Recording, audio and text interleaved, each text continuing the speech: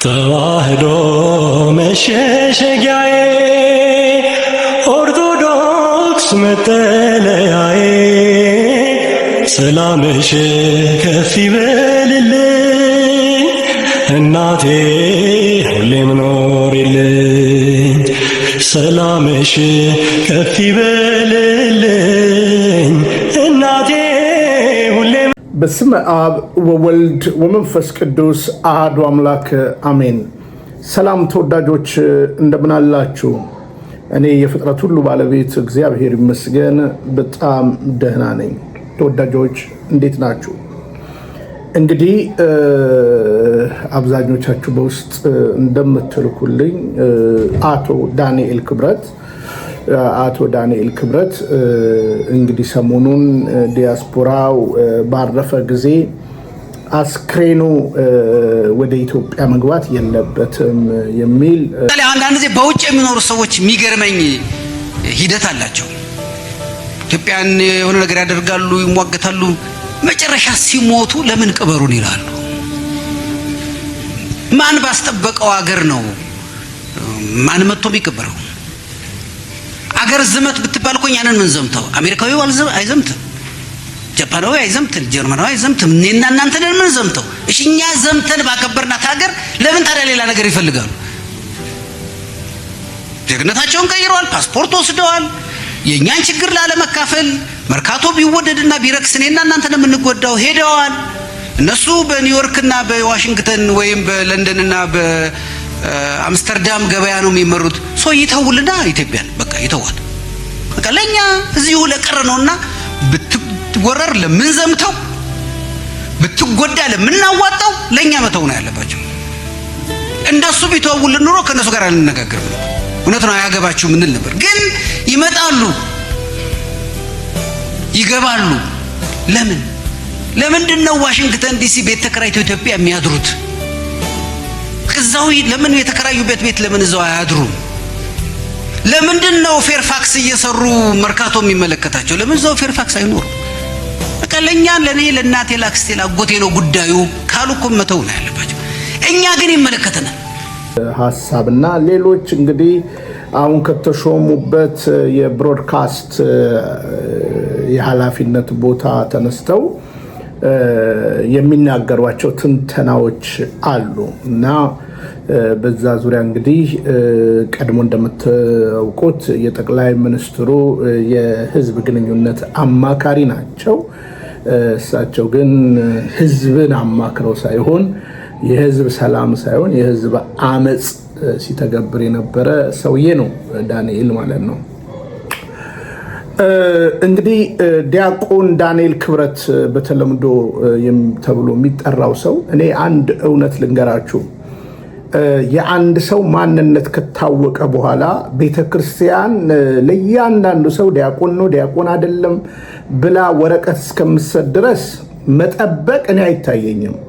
ምክንያቱም ይሄ ማለት በሚሊዮኖች ካህናት ያላት ቤተክርስቲያን ለሚሊዮኑም ደብዳቤ የምትጽፍበት መንገድ አለ ብዬ አላምንም። ምክንያቱም ሚሊዮኑንም በአንድ ቅዱስ ሲኖዶስ አጽድቃ ስላይደለ። ግብሩ ግን ከታወቀ አንድ ሰውን ከድቁና ወደ አቶነት የመጥራት የልጅነት መብት አለን። ግብሩ ማን ነው? ስለዚህ እኔ ዳንኤል በጣም ባለውለታዬ ነው። በነገራችን ላይ ዳንኤል ክብረት በጣም ባለውለታዬ ነው። መጽሐፍቶቹንም በተወሰነ መንገድ ለማየት ሞክሬያለሁ። በድሮ ጊዜ እዛው ፕሮቴስታንት ውስጥ ሆኜ ይልቁኑ ደግሞ ዛሬ ፍራሽ አዳሽ ብዬ የምናገራቸው ያው እንግዲህ ፍራሽ አዳሽ የሚጮህ ሰውዬ ዛሬ ቢኖር ማንም ሰው ከቀስተ ደመና እንጂ የድሮ የሚጠቀጠቀውን ፍራሽ የሚገለገል የለም እና አንዳንዱ ወይም ፍራሹ ከሌለው ጅባ ላይ ነው የሚተኛው እንጂ የሚታደስ ፍራሽ የለም እና ስለ ፍራሽ አዳሽ በተለያየ ጊዜ የተናገራቸውን ቪዲዮ በቻናሌ ላይ ማየት ትችላላችሁ። ፕሮቴስታንትም እያለው እጭነው ነበረ፣ እሰማው ነበረ። ዳንኤል ክብረት እንግዲህ ማንነቱን ከተለያዩ የኦርቶዶክስ ተዋሕዶ ቤተክርስቲያን ወንድሞች አባቶች በሰማው ጊዜ ከአንድ ሁለት ሶስት ሚስት እንዳገባ ስለሰማው ድቁናም ቢሆን ክህነት እንግዲህ ድርብ ጋብቻ ሲገኝበት በምን መንገድ ምን መሆን አለበት የሚለውን ነገር ስለማምን ዳንኤል አንዳንድ አባቶች ስለሚፈሩት ያው ምላሱ ክፉ ስለሆነ ለቅዱስነታቸው ያልተመለሰ እንግዲህ አሁን የተማመነባት የብልጽግና የቦዲጋርድ ምድብ ተማምኖ ፋኖንም ትላንትና ህዋትንም ሲሳደብ የነበረ ሰው ስለሆነ እኔ አሁን አቶ ዳንኤል ብዬ ለመድፈር የደረስኩበት ትልቁ ነገር ያው አቶ ስለሆነ ነው። ሌላ ምንም እንዳታዝኑብኝ አቶ ዳንኤል ስለሆነ ነው። ምክንያቱም ከሶስት ሴት የወለደ ሰው በቤተ ክርስቲያናችን ዲያቆን እየተባለ ስለማይጠራ ነው። ስለዚህ ይሄንን በቅንነት እንድትረዱኝ ይሆን በመረጃ ነው የምናወራው። መረጃ ደግሞ ይቅረብልን ካላችሁ እኔ ደግሞ ስለ መረጃ ማቅረብ ምንም ችግር እንደሌለብኝ ሁላችሁም ታውቃላችሁ። እንግዲህ እንደ ዳንኤል አይነት ሰዎች ከቅድስት ቤተክርስቲያን ውስጥም አሁን አሉ። መሀል ሰፋሪ ብዬ ነው የምናገረው። ደግሞም ውጭም ወጥተው ደግሞ እንደ ዳንኤል ክብረት ይሄኛው የጭቃ ውስጥ ሾክ ነው እና እንደገና ደግሞ ተገልጠው ደግሞ ሾክነታቸውን ከምናያቸው ሰዎች የጭቃ ውስጥ ሾክ ብዬ ከማነሳው ሰው አቶ ዳንኤል ክብረት ነው። እና ስለ አቶ ዳንኤል ክብረት እንግዲህ ብዙ ነገር ማንሳት እችላለሁ፣ ብዙ ሀሳቦችን መናገር እችላለሁ። የአቋም ሰው አይደለም አቶ ዳንኤል ክብረት። አሁን እንግዲህ አንዳንድ ሰዎች መጽሐፍ ጻፈ። አሁን አንዳንድ መጽሐፍ የሚጽፉ በጣም ወድና ማከብራቸው ሰዎች አሉ፣ የራሳቸውን የሚጽፉ አሉ። አንዳንድ ሰዎች ደግሞ ምናልባት አሁን ዳንኤልን ራሱ የጻፈውን ጽሁፍ ወደ መጠራጠር ደርሻለሁ እና ያው እንደምታውቁት ነው መጽሐፍ የሚጻፍባቸው ብዙ መንገዶች ስላሉ ማለት ነው። አንተን መስለው ሰዎች የሚጽፉት መጽሐፍ አለ። አንተ ተናጋሪ ምላሳም ከሆን አትጽፍም ተብሎ ስለማይታመን ሊትሬቸር የተማሩ ሰዎች የአንተን ንግግሮች የአንተን አስተሳሰቦች ከሌሎች ጋር መርጅ በማድረግ እነዚህ ሰዎች የመናገር አቅም ላይኖራቸው ይችላል፣ የማውራት አቅም ላይኖር ይችላቸዋል። ነገር ግን በጽሁፋቸው በደንብ አድርገው አሰባጥረው አንተ ተናጋሪውን መስለው የሚያቀርቡት ጽሁፍ እንዳለ ስንቶቻችሁ ታውቃላችሁ? ስለዚህ ይሄ ሰውዬ አርታይ ብሎ የሚያመጣቸው እንዲሁም የተለያየ ነገር ብሎ የሚጽፋቸው ሰዎች በማቧደን እስቲ ጻፉልኝ ብሎ የሚሆን ነው ወይ? ምክንያቱም ጸሐፊያኖች ብዙ ጊዜ ስታንድ አላቸው በነገራችን ላይ አይልመጠመጡም እና እንደገና የጻፉትን ራሱ ያስባሉ። እና ዳንኤል እንግዲህ ሾርት ሚሞሪ ላለው ለዚህ ለምስኪን ህዝብ ሾርት ሚሞሪ ያለው ግለሰብ ስለሆነ ዳንኤል እንደዛ ነው። ነገር ግን የጻፈው ጽሁፍን ራሱ የረሳ ሁሉ ይመስለኛል። የተናገራቸውን ንግግሮች ሁሉ የረሳቸው ይመስለኛል። ዳኒ በእውነት ነው የምናገረው ማለት ነው። ያለ መረጃ አላወራም። ለምሳሌ አሁን ሰሞኑን ዲያስፖራዎች አይቀበሩ ወደ ሀገር መጥተው፣ እኔ በዚህ አጋጣሚ የኔን አቋም ልንገር አቶ ዳንኤል ወደ ዲያስፖራው ይሄን ነገር ስትናገር አየውኝና እኔስ ብዬ አሰብኩኝ። በነገራችን ላይ አንዳንድ መልካም ሰዎች በሞትኩ ጊዜ ወደ ሀገሬ ወስዳችሁ ቅበሩኝ ብለው ይናገራሉ። ይሄ ደግሞ መጽሐፍ ቅዱሳዊ ነው። መጽሐፍ ቅዱሳዊ ነው።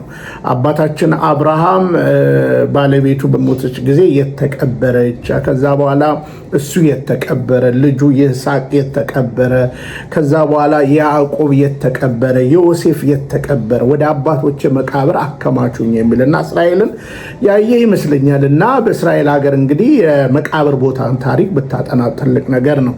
መነሻዎቻችን እንግዲህ በቅዱስ ትውፊትም የምንገናኝባቸው እውነተኛ ነገር ስላለ ስለዚህ አንዳንድ አባቶቻችን እናቶቻችን በእውነት ለመናገር በአረፉ ጊዜ ወደ ሀገሬ ወስዳችሁ አሳርፉኝ የሚሉበት ትልቁ እሳቤ ምንድን ነው?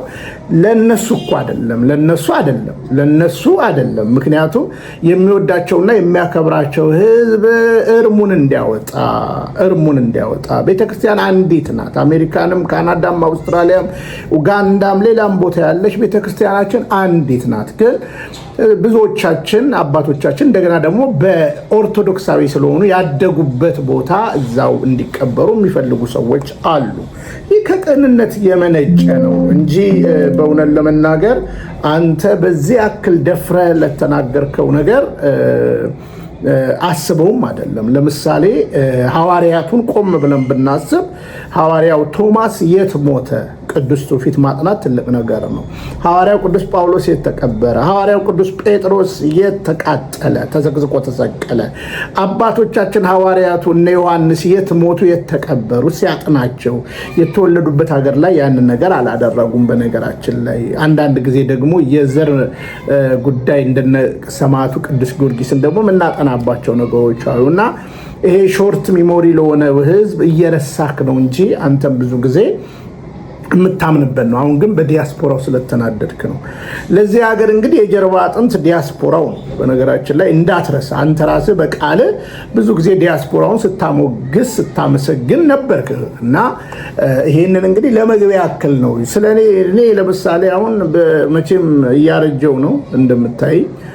አሁን እንኳን ጺሜን በጣም አሳድጌያለሁ። ቢያንስ ወንድሜ 12 ይሁን ብዬ ነው ጺሜን የተውኩት እና አሁን አንድ ሰሞኑንም እሱ ለቅሶ ላይ እዛ ስላሴ አየሁ መሰለኝና ቅድስት ስላሴ አየሁ መሰለኝና ነበርክ ሲባል በመሰረቱ አባቶች ስለሚፈሩ እንጂ ለአንተ ወንበርም አይገባም፣ ለአንዳንዶቻቸው ወንበርም አይገባችሁም።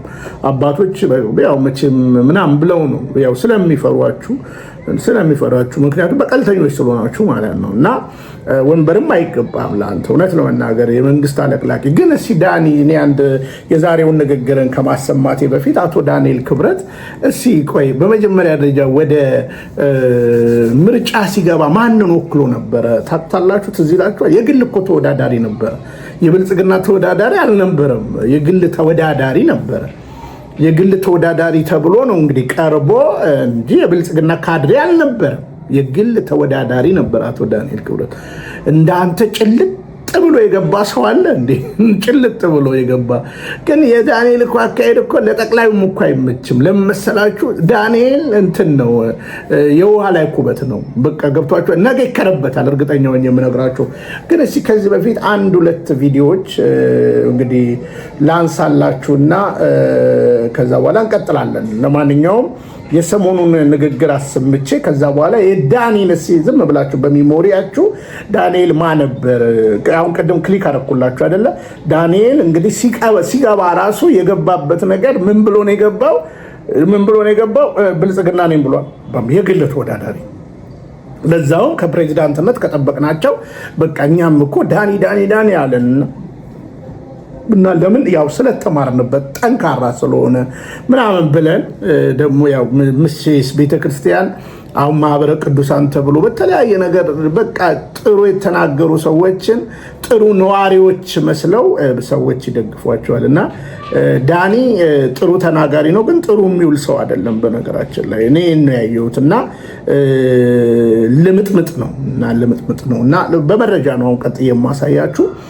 ስለዚህ እንድታስታውሱት ነው። አሁን በአሁኑ ደግሞ የግል ተወዳዳሪ ነኝ ብሎ ነው የሚመጣው ዳንኤል ወይስ ብልጽግና ነኝ ብሎ ነው የሚመጣው? በነገራችን ላይ እና የግል ተወዳዳሪ ነኝ ብሎ ነው የገባው እና ለሀገሬ ግዴታ ማበርከት አለብኝ ብሎ እኛም ደግሞ በነቂስ ወጥተን እንኳን እሱን በምርጫ ካርድ የምንጸጸትባቸውን አብይ አህመድንም መርጠናል። ለማንኛውም እስኪ ወደ እንትኑ ልምጣና እስኪ ሰሞኑን የተናገረውን ለእናሰማችሁ። አንዳንድ ጊዜ በውጭ የሚኖሩ ሰዎች የሚገርመኝ ሂደት አላቸው። ኢትዮጵያን የሆነ ነገር ያደርጋሉ፣ ይሟገታሉ፣ መጨረሻ ሲሞቱ ለምን ቅበሩን ይላሉ።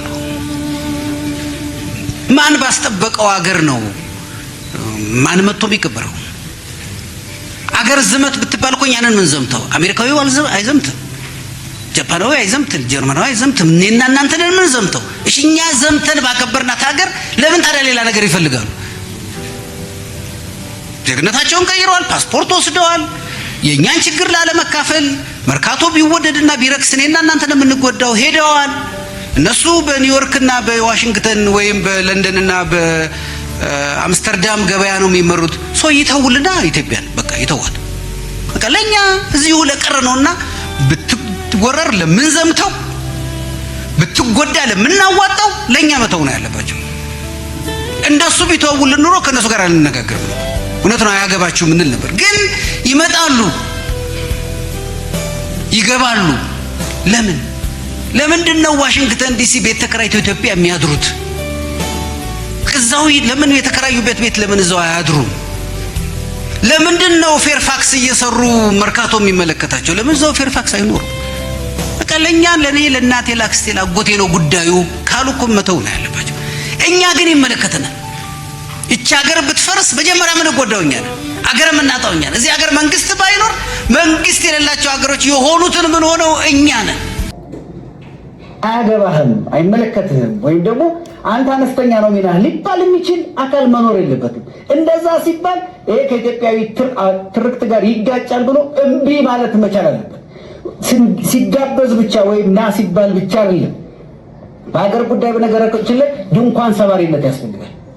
እንደው በድግስ በተዝካር ወይም በሰርግ በምን ነው እንጂ ድንኳን መስበር የሌለበት። በሀገር ጉዳይ ድንኳን ሰባሪነት ያስፈልጋል። እኔም ይመለከተኛል፣ ማን ነው የሚገፋኝ? እኔም ሀሳብ አለኝ፣ እኔም ባህል አለኝ፣ እኔም ታሪክ አለኝ የሚል ድንኳን ሰባሪነት በሀገር ጉዳይ ላይ ያስፈልጋል። መቼም እቺ ንግግርን በጣም ወድጃታለሁ። እንግዲህ አሁን እዚህ ጋር ምንድነው ድንኳን ሰባሪነት ያስፈልጋል ብለህ ተናግራል እና ያው ግን ድግስ ቤት ሆነ አንተ አሁን ድንኳን የሰበርከው ብልጽግና ቤት ነው። ስለዚህ ያገባናል። አሁን ዲያስፖራው እኮ በነገራችን ላይ በትውልድ ኢትዮጵያዊ በዜግነት አሜሪካዊ፣ በትውልድ ኢትዮጵያዊ በዜግነት አውስትራሊያዊ፣ በትውልድ ኢትዮጵያዊ በዜግነት ካናዲያን ምናምን እያለ እኮ ነው ፓስፖርቱ ማለት ነው። እና ትውልዱን የካደ ህዝብ አይደለም። በነገራችን ላይ አንዳንድ የማውቃቸውም ሰዎች እስከ ጭራሹ ዜግነት የሚያልቀየሩ እንዳሉ እናውቃለን። እና ይሄንን እንግዲህ እንዲህ ብለህ እየተናገርክ ያገባዋል ብለህ እየተናገርክ በአንድ ጎን ደግሞ ምን ብለህ ትናገራለህ? አይገባቸውም፣ ቀብር ምናምን ሊቀበሩ አይገባም። የት ያቆዩትን? አሁን ለትግራይ ህዝብ ለኤርትራ ጦርነት ውስጡን አባላችሁን። አሁን ለጎረቤት ሀገር ጦርነት ቅስቀሳ በዚህ ልታስፈራራን ነው? በአስክሬን መምጣትና አለመምጣት ልታስፈራራን ነው? በነገራችን ላይ አንድ አስክሬን ሲሸኝ ምን ያህል ገንዘብ የኢትዮጵያ አየር መንገድ እንደሚያገኝ ታውቃለህ? ለመሆኑ ቦርድም ሆነ ስለምታውቅ ማለት ነው። የኢትዮጵያ አየር መንገድ የሆነ ኮሚቴ ውስጥ አስገብቶ ነበር አብይ ገና እንደዚህ እያየን የመጣው። አሁንም በነገራችን ላይ የብሮድካስቱን ዋና ያደረገ እኮ የአቋም ሰው ስላይደለ ነው ያደረገ ከፖዚሽን አመጥቶ። ግን አንዱን ልናገር ዳንኤል፣ በእውነት ለመናገር አንተ ስለ አርሲ አንድ ቀን ጮሃል? የጠቅላይ ሚኒስትሩ የህዝብ ግንኙነት አማካሪ ነበርክ አይደለ? ምንድን ነው ስታማክሩ የነበርከው? ነውርስ አይደለ? እስኪ አሁን ለምሳሌ አንድ ስብሰባ ላይ የምትናገረው ንግግር አለ። እስኪ የህዳሴ ግድብ ከመሰራቱ በፊት ስለ አባይ የነበረን እሳቤ ምንድን ነው? ኢትዮጵያውያን አባይ እዚህ ጋር ይልቁም ይሄ ሰውዬ አሁን ለምሳሌ ዲያስፖራ ነው። ስለ አባይ ሲናገር የነበረ ዲያስፖራ ነው እና አትቀበርም እየተባለ ነው ይሄ ሰውዬ ማለት ነው። ይሄ ሰውዬ እንግዲህ ሲያቀነቅን የነበረ ነው አይደል? አንተ ዲያስፖራውን የመናገር ሞራል አለ? በእውነት ለመናገር እኔ ችግር የለብኝም። እኔ ነገር ያለው እኔ እዚህ ሀገርም ከሞትኩኝ እዚህ ኪዳነ ምሕረት ጥሩ መቃብር አለ። ለዛው መረግረግ ነው። ምናልባት ውሃው ነጭ አባይ ጋር ግንኙነት ካለው ይዞን ወደ አባይ ይወስድናል። ካልሆነ ፉካ ደግሞ እግዚአብሔር ረድቶን ለማሰራት እንሞክራለን። ፉካ ከተሰራ እንቀበራለን እና ከአባቶቻችን አንበልጥም። ግን ይሄ ሰውዬ ራሱ አሁን እንግዲህ በአባይ ዙሪያ በጣም የተጋ ሰው አለ። በእውነት ለመናገር የአባይ ቦንድ እና የአባይ ይገደብ የዲያስፖራው ሚና አንተ ታውቀዋለህ? አንተ ከሃዲ ታውቀዋለህ? አንተ ያወራሃቸውን ነገር ለቅስቀሳ ያደረካቸውን ነገሮች ረሳሃቸው። ግን ከዚህ ልጀምር ብዬ ነው። ምን ብለው ነው የሚያስቡት? ስለ አባይ የሚተርቱት ተረት ምንድን ነው? የሚዘፍኑት ዘፈን ምንድን ነው? የሚቀኙት ቅኔ ምንድን ነው? የሚያንጎራጉሩት እንጉርጉሮ ምንድን ነው? አብዛኛው ስለ አባይ ያለን ሀሳብ ከተስፋ መቁረጥ፣ አባይን ከከዳተኝነት፣ የሀገሩን አፈር ይዞ የሚሄድ ከዳተኛ፣ ከራሱ ሀገር ከመነጨበት ሀገር ይልቅ ለጎረቤት የሚያደላ፣ የሀገሩን ጉዳይ የማይገደው፣ እንዲያውም ከሽፍትነት ጋር አባይ የመሸፈቻ ቦታ፣ አባይ ዓላማ ቢስ የሆነ፣ አባይ ማደሪያ የሌለው ግንድ ይዞ ሲዞር የሚውል። በጣም ጥሩ እንግዲህ ዳንኤል፣ በዚህ ያክል እንግዲህ ለዲያስፖራው በዲያስፖራው ፊት በአንዳንድ ዲያስፖራ ፊት የሚናገራቸው ንግግሮች አሉ እና ዛሬ ደግሞ በቃ አስፈራራ፣ ለኤርትራ መውጊያ ፍራንክ ለማሰባሰብ ወይም ተቃውሞ እንዳይኖር። አሁን የኢትዮጵያ ሕዝብ በነገራችን ላይ ወደብ ሳይሆን ወገን ነው የሚያስፈልገው። ወገን ካለ ኤርትራ ወገኔ፣ ሱዳን እኔ ከዚህ በፊት ነግሬያቸዋለሁ። በኃይለ ማርያም ዘመን በጠቅላይ ሚኒስትር ኃይለ ማርያም ዘመን በመለስ ተጀምሮ የነበረ ከ5 ሀገራት ጋር የወደብ ስምምነት ነበረ እና ወደብ አይደለም እኛ ችግራችን፣ ወገን ነው ችግራችን። በጉልበት ብታመጣው አሁን እውነት ለመናገር አሰብን በጉልበት ብታመጣው እውነት ለመናገር ምንስ ታመጣ ብትሰራበታለህ? ምንስ እየሰራ ነው? ሰላም ከሌለ እኮ ምንም አይነት ስራ እኮ የለም። በጅቡቲ ያለው የትራንስፖርት እንቅስቃሴ እንኳን ምን ያህል አደጋ እንዳለ ይታወቃል። ከዛ በተረፈ ባለፈው ነግሬያቸዋለሁ፣ ከነ ማስረጃ አሳይቻቸዋለሁ። ከኬንያ ጋር፣ ከሱዳን ጋር፣ ከኤርትራ ጋር፣ ምንድነው ጅቡቲ ጋር ከተለያዩ ከሚያዋስኑን ሀገራት ጋር የነበሩትን ስምምነቶች አሳይቻለሁ። የት ገባ ያ ሁሉ ገንዘብ፣ ያ ሁሉ ስምምነት? ከኤርትራ ጋር መንገድ እስከ መጥረግ ድረስ ተደርሶ ነበር ብለናል። እና እንደነዚህ አይነት አቋም የሌላቸው የመርሳት ጠባይ ያለባቸው ሰዎች እንደፈለጉ ይናገራሉ። አሁን ዳንኤል ብዬ ነበር ይላል እኮ ወደፊት ልክ እንደ ትግራዩ ጦርነት ብዬ ነበር ብሎ ይናገራል ማለት ነው። እና እንግዲህ እንደነዚህ አይነት ሰዎች አሉ፣ እንዳትዘነጉ። እንደዚህ አይነት ሰዎች አሉ። በመግቢያ እንዳሳየኋችሁ ዳንኤል ዛሬ በድፍረት ይህን ንግግር ሲናገር እኔ አፍሬያለሁም እና እስካልተዋጋ እኔን እስካልመሰልክ ድረስ እንደኔ ግልብጥብጥ እስካልሆንክ ድረስ አስክሬንክ ወደ ኢትዮጵያ አይገባም እና ብሎ እስከ መድፈር ድረስ የደረሰበት እንግዲህ ያለ አዋቂ ሳሚ ንፍጥ ይለቀልቃል እንደሚባል እንዳልኳችሁ ነው። አሁን ጥያቄ ውስጥ ከገባ ዳንኤል በእኔ ልብ ውስጥ ቆይቷል፣ ግን ውለታውን አልረሳም። እና ለምሳሌ ስለ ውለታዎቹ የተወሰነ ነገር ላንሳ እና ከዛ በኋላ እንድታስቡት ማለት ነው። ለህዝብ ብሎ ለአንድ ፓርቲ፣ ለህዝብ ብሎ ለአንድ ብሔር አቀንቃኝ ሆኖ የሚያለቀልቅ ሰው እንደሆነ በደንብ ሁላችሁም እንድትረዱት ነው። ግን እስኪ ዳንኤል ስለ እምነቱ የተናገራቸው ንግግሮችን እስኪ ቆም ብለን 1-2 ቪዲዮዎች አሳያችኋለሁ። እስኪ እንስማው። ከቤተሰቡ ፕሮቴስታንት ቢኖር እና መናፍቅ ቢለው መሳደቡ ነው ወይ? አንድ ሰው ቤተሰብ ውስጥ አንድ መናፍቅ ቢኖር ያን መናፍቅ ብሎ ቢናገረው ስድብ ነው ወይ? እማ ወንበር እንደማለት ነው። ወንበር ቢሉት ስድብ እኮ አይደለም። መናፍቅ ነው። በቃ ሌላ ምን ልንለው እንችላለን ታዲያ? አንዳንዶቹ የለም ወንድሞቻችን ፕሮቴስታንቶች ጥሩ ነው፣ ወንድሞቻችን ናቸው። ግን ወንድምነታቸውን ለይተን መናገር አለ። መናፍቅነታቸውን ሊሸፍኑ አይገባም። በቃ መናፍቅ ነው። ምን እናድርገው? ምንም እኮ አማራጭ እኮ ስለሌለ ሌላ ስም እኮ ቢገኝ ጥሩ ነበር። ግን መናፍቅ ናቸው እነሱ። ሲሆኑት ያላፈሩትን እኛ ስንጠራቸው እናፈር እንጂ ራሳቸው መናፍቅ ሲሆኑ አላፈሩም። ከዚህ መናፍቅ ስንላቸው ምን ማድረግ ይቻላል? ሌላ ስም ልንሰጣቸው አንችልም። መናፍቃን ጋር የሄደ ሰው ትንሽ ሳይበረዝ አይቀርም። ፈለገው ቢሆን አንድ ቀንም ቢሆን ሰው ላይ ነው ቢሆን ተጋብዤም ቢሆን ትንሽ ተበውዞ ነው ብሎኑ ላልቶ መምጣቱ አይቀርም። ስለዚህ እሱን ወደ ማጠባበቂያ ጋራጅ መሄድ መቻል አለበት። 4 ነገሮቻቸውን እወድላቸዋለሁ ወይም ከነዚህ 4 ነገሮቻቸው ጋር መስራት ፈልጋለሁ። የሚያሰራኝ እሱ ነው። አንዱ ለኢትዮጵያ ያላቸው ጥልቅ ፍቅር። ይሄ ከመጀመሪያው ቀን ጀምሮ እስካሁን ድረስ ባለማቋረጥ ሁሌ የማየው የተረዳሁት ነገር ነው። አንዳንዴ ቁጭ ብለን ስነጋገር ኢትዮጵያ የሚለውን ቃል ሲያወጡ እንባቸው ሲመጣ አየዋለሁ። የምር ነው። አዎ ፊት ለፊት እንዲህ እንዳንተና እኔ ስናወራ መናፍቃን ጋር የሄደ ሰው ትንሽ ሳይበረዝ አይቀርም።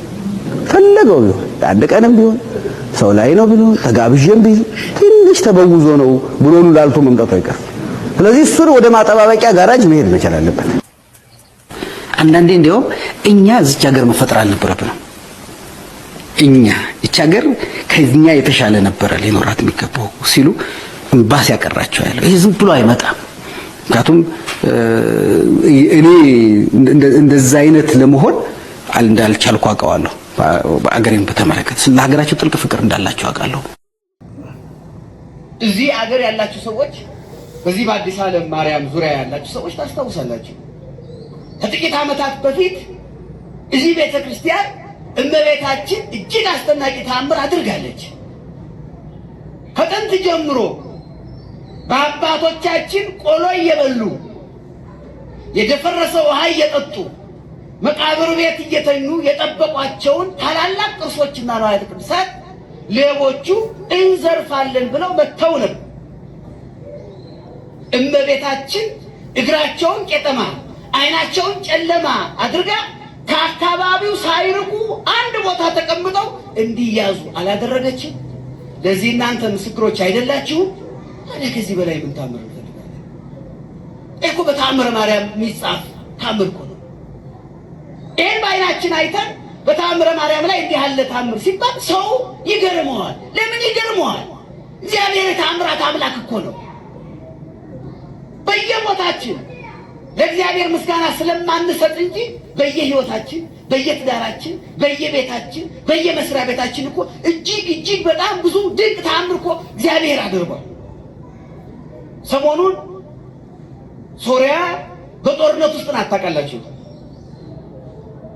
በየቴሌቪዥኑ በየሬዲዮ ትሰማላችሁ። እዚያ በጣም ጥቂት ወደ 3 ሚሊዮን የሚጠጉ ክርስቲያኖች እንደኛ የኦርቶዶክስ ተዋሕዶ አማኞች አሉ። በመከራ ውስጥ ያሉ በበረሃ ባሉ ገዳሞቻቸው እያመለኩ አቤቱ ከዚህ መዓት አውጣን የሚሉ። እሺ እዚህ ጋር ላቁምና አቶ ዳንኤል ክብረት እንግዲህ ስለ ሶሪያ ህዝበ ምዕመናን እየተናገረ ነው። አንድ ቀን ስለ አርሲ ተናግሯል። አንድ ቀን ስለ ዙቃላ ተናግሮ ያውቃል? አይናገርም። የስታንድ ሰው አይደለም። እሱ ብቻ አይደለም፣ ብዙ ሰዎችን እያየው ነው። እኔ በነገራችን የአቋም ሰው አይደሉም። የአቋም ሰው አይደሉም። ዳንኤል ክብረት የአቋም ሰው አይደለም። ይሄው አሁን ስለ እኛ መድረክ ላይ ነው የሚናገረው፣ ግን አንድ ይናገራል። በአርሲ ሰሞኑን ይኸው እንደምታዩት አሳያችኋለሁ። እንደምታዩት ህዝባችን እየተፈናቀለ ነው እና ዳንኤል ክብረት አንድ ቀን ድምፅ ሆና ይሄ ብላቴና እግሩ ተቆርጦ ይሄው እንደምታዩት ይፈነድቃል። አንድ ቀን ስለታረዱት ስለተገደሉት አንድ ቀን እስልምናን ተናግሮ ያውቃል? አክራሪ እስልምና የሚያደርጉት እስልምና ግን ብልጽግና ነው የሚያደርገው እና ተናግሮ ያውቃል? ግን ይኸው ሶሪያ ይል ነበር እና ምን ልላችሁ ነው? አቋም የለውም። የአቋም ሰው አይደለም። ነገም ሌላ ቢመጣ ያው ነው። መጨረሻውን አሳያችኋለሁ ከዚህ ቪዲዮ በኋላ። ጦርነቱ ከሌሎቹ ለነሱ ይከፋል። በአንድ በኩል ክርስቲያኖችን ማጥፋት የሚፈልጉ ሌሎችን ስለ ይህን ሰሞን ከ5 ነው ከ6 ቀን በፊት በአንድ ገዳም ውስጥ ብዙ ሰዎች እየመጡ ስለት የሚያደርሱበት ጸሎት የሚጸልዩበት ገዳም አላቸው። ልክ እኛ ወደ አክሱም፣ ወደ አዲስ ዓለም ማርያም፣ ወደ ቁልቢ ገብርኤል፣ ወደ ግሸን ማርያም እንደምን ሄደው እዚያ ቦታ ተራራ ላይ ነው ቤተ መቅደሱ ያለው። ምዕመናኑ ታች ነው የሚቆሙት። ተራ ሲደርሳቸው ሂደው ሻማ ያበራሉ፣ ጸሎት አድርሰው ይመለሳሉ። አንድ ሰው መጣ፣ እንደ ሌሎቹ ምዕመናን ተሰልፎ ተራ ደረሰው። እሱ ገብቶ ከማብራት ይልቅ እዚያ ላይ ያገለግሉት ሴት መነኮሳያት ለአንዷ ባኮማ ወይ እቺ ሻማ ያብሩልኝ እኔ ስለቸኮልኩ መሄዴ ነው ብሎ ሰጣቸው። እሺ ብለው ተቀብለው እሱ ወረደ ሄደ። እሳቸው አብሩልኝ እንዳላቸው ሻማውን ክብሪቱን ይለኩሳሉ፣ ላይተር ይለኩሳሉ፣ በተለያየ ነገር ይለኩሳሉ። ሻማው ግን ሊበራ አልቻለም። እልፍ ብሎ ሰውየው ገና ከቤተ መቅደሱ በር አጥር ሳይወጣ ድንገት መሬት ላይ ወደቀ፣ ሞተ። ያን ጊዜ ፖሊስ መጣና የሰውየውን አስክሬን አነሳ። ምንድነው የሰውዬ ማን ነው ታውቃላችሁ ወይ ሲባል እኔም እኔ መጥቶ ነበረ ሻማ አብሪልኝ ብሎ ላበራለት ሻማውን ደጋግሜ ሞከርኩ፣ እምቢ አለኝ። ያ ሰው ነው አውቀዋለሁ አሉ። እስቲ የት አለ ሻማው? ፖሊስ ተቀበለ።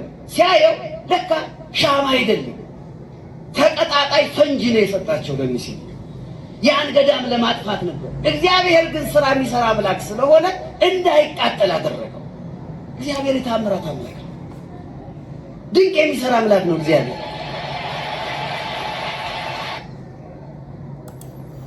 እንግዲህ እንዲመሰክር የነበረ ሰው በየሰርክ ጉባኤው በየቤተ መቅደሱ ከቅዳሴ በኋላ ዛሬ ሽብልል ብሎ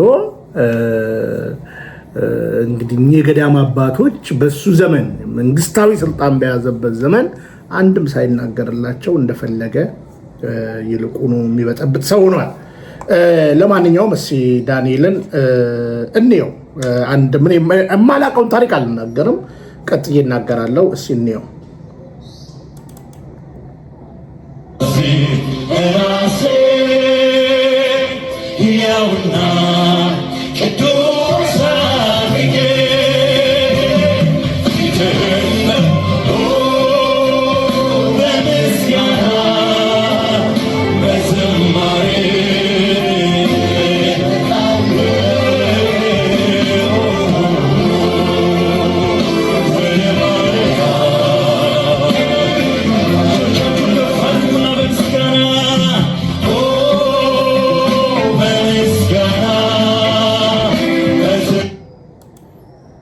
እንግዲህ ይሄ ዝማሬ ከዶግማ አንጻር ብናብራራው ምን ብንም ብዙ ቀን ተናግሬ ያለው የፕሮቴስታንት ኢየሱስ እኛ ከፕሮቴስታንት ጋር በሚስጥረ ስላሴ በሚስጥረ ስጋዊም በሚስጥረ ጥምቀት በሚስጥረ ቁርባንም በሚስጥረ ትንሣኤ ሙታንም አንድ አይደለንም።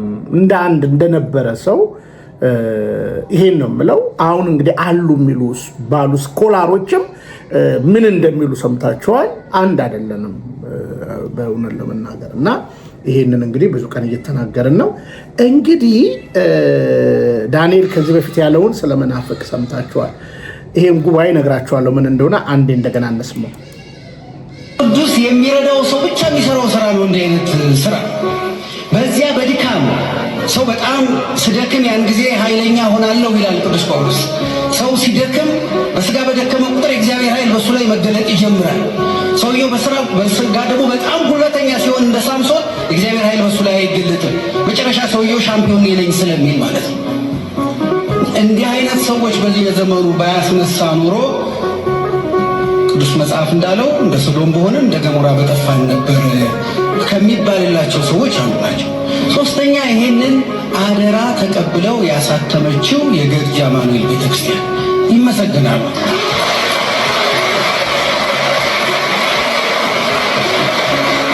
አብያተ ክርስቲያናት እንዲህ ላለ ጠጣር ለሆነ ከባድ ለሆነ ስራ ሸክም መዘጋጀት አለባቸው። ከባድ ነው ይሄ ስራ።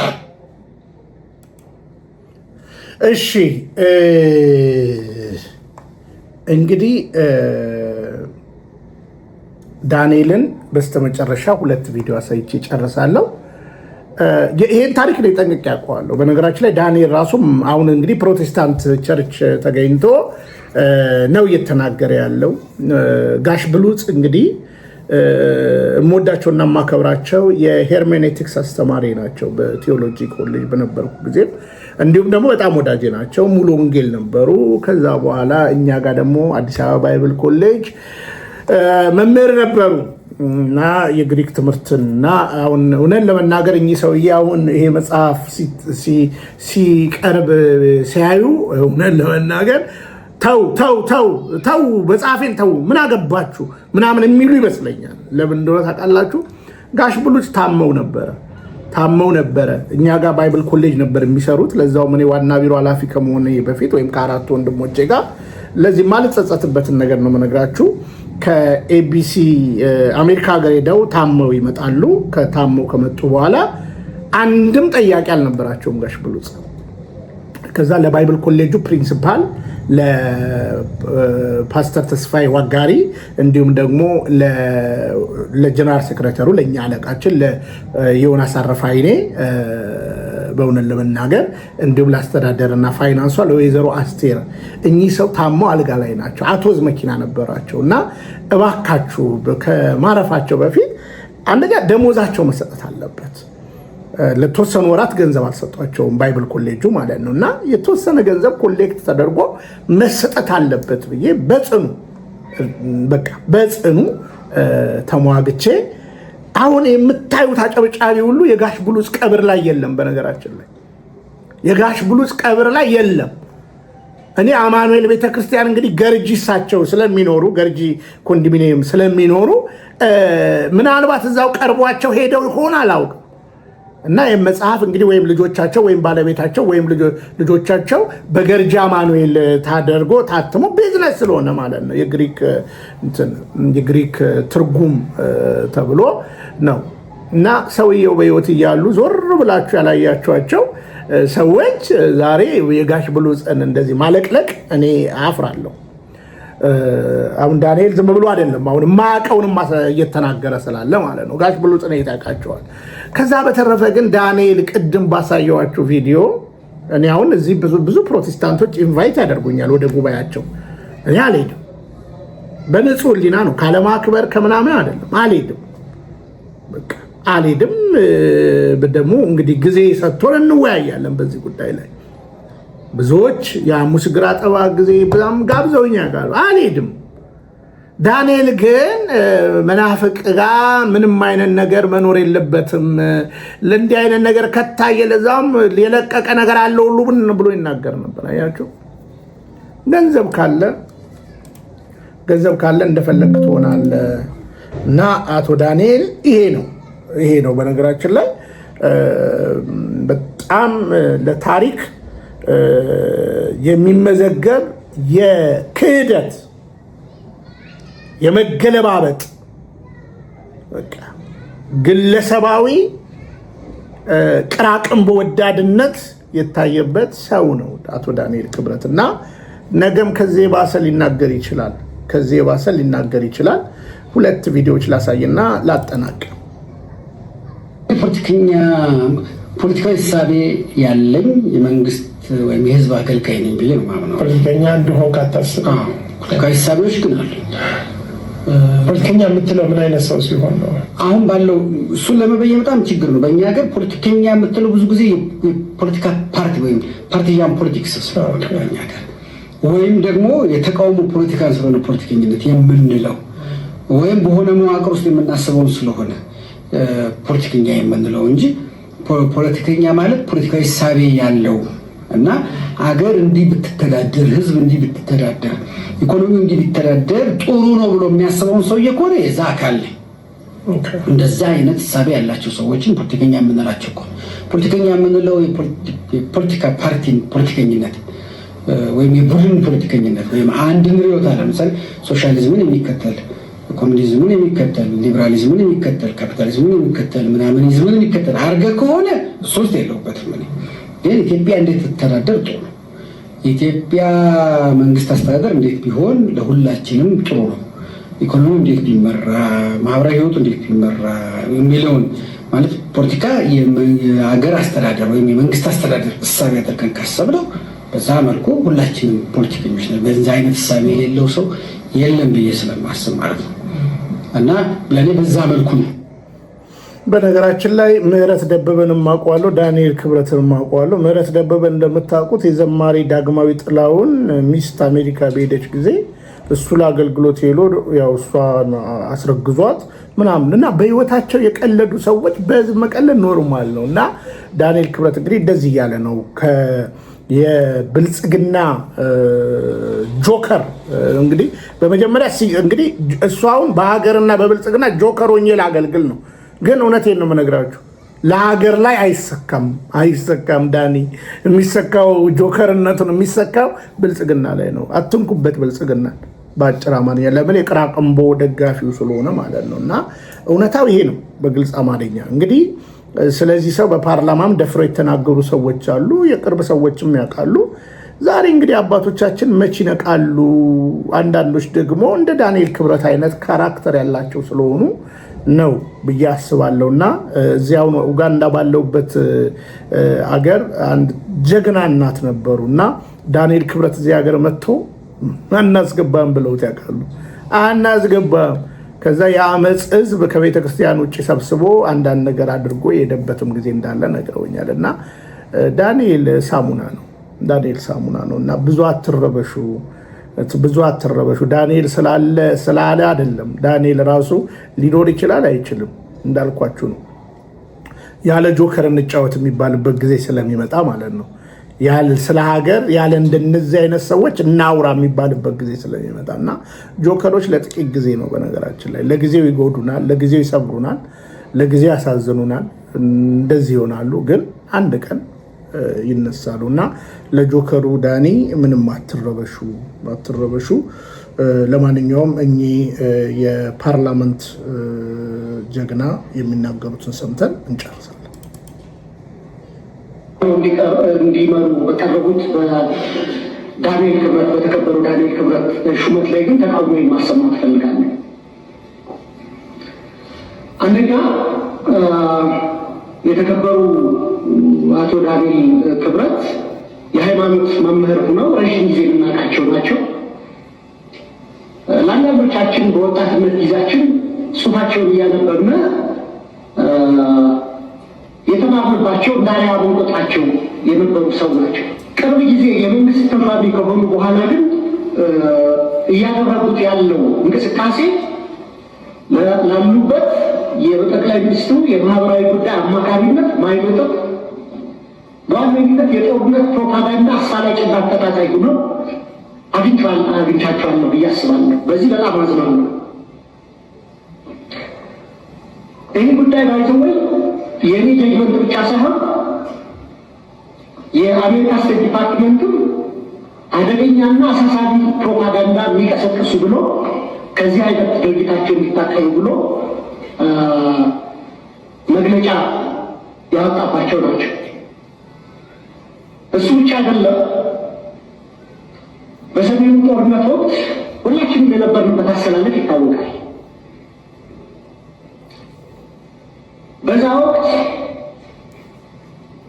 የቅድስት ኦርቶዶክስ ተዋሕዶ ፓትርያርክ የሆኑትን አረጋዊውን አባት ብፁዕ አባታችንን ለቤተ ክርስቲያን ለምእመኑ ድህነት፣ ለሀገር ደህንነት ስጋት ናቸው ብለው ከአንድ የሃይማኖት መምህር በማይጠበቅ ሁኔታ እኒህን አረጋዊ አባት ከፍ ዝቅ አድርገው በሚዲያ የተናገሩ ስለሆነ ብዙ ኦርቶዶክስ አማኝም በዚህ ስለተከፋ እና የኢትዮጵያ ብሮድካስቲንግ ኮርፖሬሽን ደግሞ የኢትዮጵያ ሕዝብ 10 ብር በየወሩ ከእያንዳንዱ ቤት እየተቆረጠ የሚተዳደር የቴሌቪዥን ጣቢያ ስለሆነ እንደዚህ አይነት አወዛጋቢ ሰዎች በቦርድነት እና በቦርድ አባልነትም በቦርድ ሰብሳቢነትም ከሚመሩት ይልቅ ሁሉንም የሚያስማሙ እኔ ለምሳሌ ዶክተር ጌታቸው ድንቁን ስልጠናውን ለዚህ ምክር ቤት አባላት ሰጥተዋል። በጣም ካቴብል ሊሆኑ ናቸው። የፖለቲካ አፊሊዬሽናቸውን አላውቅም። በሙያቸው ብቻ ግን እሳቸው ሰብሳቢ ቢሆኑ እፈልጋለሁ። በግ እንደሳቸው አይነት ምሁራዊ ካባቸው የሚያመዝ ከአወዛጋቢነት የራቁ ሰዎች እንዲደረጉ እፈልጋለሁ። የጠቅላይ ሚኒስትሩ የማህበራዊ ጉዳይ አማካሪ ሆኖ በኢትዮጵያውያን ማህበራዊ ትስስር ከማጎልበት ይልቅ ማህበራዊ ትስስራቸው እንዲላላ በሃይማኖት፣ በብሔር፣ በፖለቲካ አቋማቸው አወዛጋቢ ስለሆኑ የተከበሩ ዳንኤል ክብረት በአማካሪነት መሾማቸውን የምቃወም መሆኔን ለመግለጽ ነው። አመሰግናለሁ። እናመሰግናለን። እንግዲህ ይህ እውነት ነው።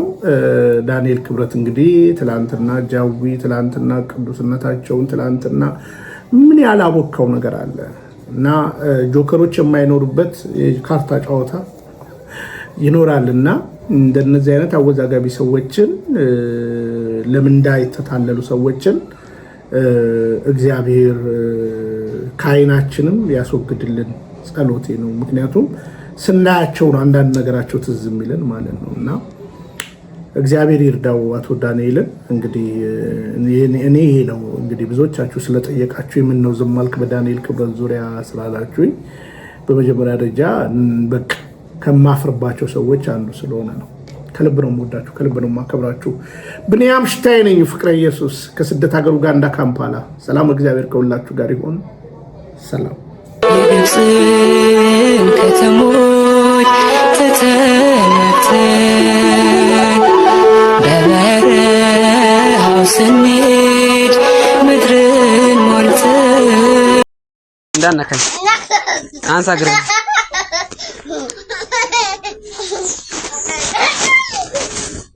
እንዳነካኝ እንዳነካኝ